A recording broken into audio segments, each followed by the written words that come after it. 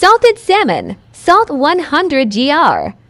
Sugar 50 gr. White pepper ground, dried dill.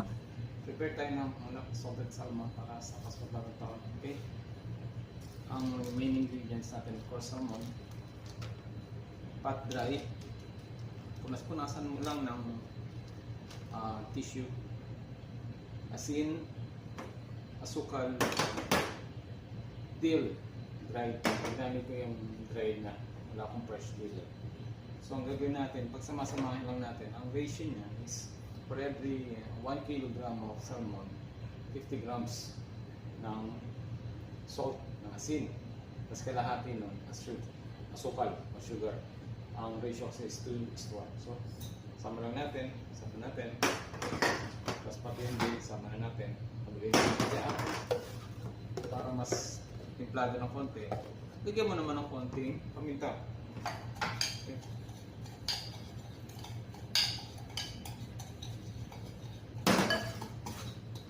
Subutin na natin yung dito. Ay, paano din.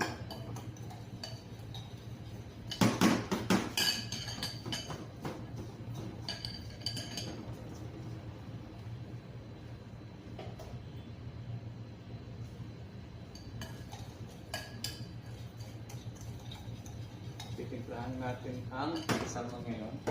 Bantayin natin. Kasi natin natin yung salmon. Lagyan natin ang tray. Lagyan natin yung salmon. Yung skin sa ito.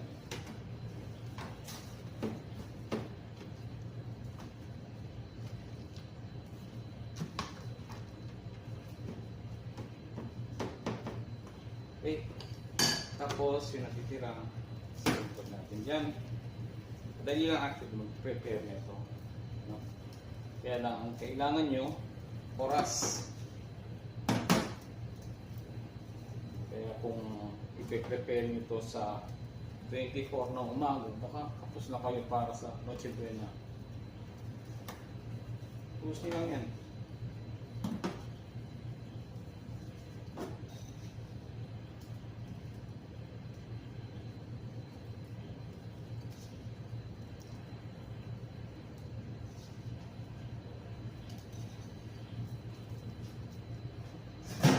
Ngayon, paano natin masisigurado na dito talaga papasok yung lasa ng salt at saka asukal sa salmon?